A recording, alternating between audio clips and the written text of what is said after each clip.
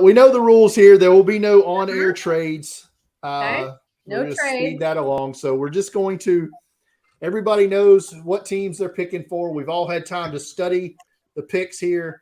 So let's get it started. Shane, you are on the clock with the Chicago Bears. Yeah, Chicago Bears squeak in to number one, right? Houston wins. Chicago loses last week of the season. They get number one.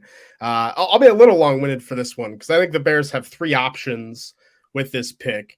The first is to trade the pick, to trade down. The Vegas favorite at this time, when you have Justin Fields a quarterback, you're picking one. We have a lot of quarterback needy teams. They could trade down and do it. I am of the opinion, in the minority here, I don't think the Bears are going to trade down out of this pick. I think it's going to be too expensive for a team to move up. I don't think we're going to have a consensus number one quarterback by the time we get to late March. I think there's going to be some teams that have different quarterbacks at number one. And so a team like Houston at 2, Indianapolis at 4 might be able to stick where they're at and still get their guy. And to move up is going to take multiple first-round picks, going to take a lot of picks to do. But that's probably the most likely scenario at this point. Number 2 is to trade Justin Fields and draft a quarterback at 1. Everyone wants to talk about it. I think it's hogwash. Like you put in 2 years. You put in 2 years of development on Fields. I mean, look at Josh Allen. People were giving him shit in year 1, year 2. Come on, man. People are going to really throw Justin Fields under. It's insane. Yeah, I mean, this coaching staff developed him for a year, changed the offense to fit him. I don't think you draft Bryce Young and then trade quarterback who's honestly you won't get as much for Fields as you'll get for the number 1 pick. I don't know why you do that. So I'm going with option 3, and that's to draft the best player in the draft, right? You can do that at 1.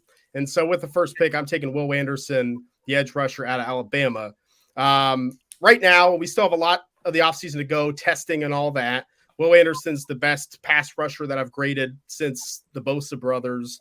In terms of draft grade, I have him right now slightly higher than guys like Myles Garrett and players who have been absolutely insane. Chase Young in the NFL. I think Will Anderson's bend. I think his ability to use that explosive pass rush. He can swing inside. He can swing outside. His pass rush repertoire is off the charts. 17.5 sacks doesn't come easily. And even this year, 10 sacks, he was in the backfield consistently. And I think Chicago gets their next Khalil Mack by picking first in this draft. And that's what I'm going to do with the first pick with the Bears.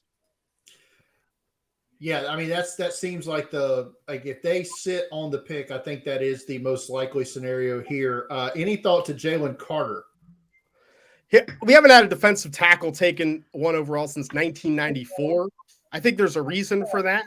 I think it's a position where Jalen Carter's great. He might be the best player on their board, but positional value, I don't think you take him over an edge rusher like Will Anderson. So did we get any word out of Chicago if this experiment, switching the offense to fit Justin Fields, was what this coaching staff wanted to do, or they were just making it work? That's the question I always had in the back of my mind, because Justin Fields wasn't their pick, right? Like, this coaching staff came in this year and got to deal with what they had. I think Justin Fields is fine. I think when you watched him throughout the season, he gave everything he had for a team that was right with injuries and not productive. Yeah, it was not good. So that's the only question I have kind of sitting around in the back of my mind. If they do love one of these quarterbacks more than Justin Fields, do they really consider that option? I don't think they do. I'm with you 100%, but I like to play the devil's advocate and think about the what if. What if Justin Fields really isn't their guy? They've tried this experiment. They went and tried to get a receiver to help him out, Chase Claypool, whether you like him or not. And I don't know. We saw some development, and then we saw him backtrack, but most of it, I think, was the players around him, really.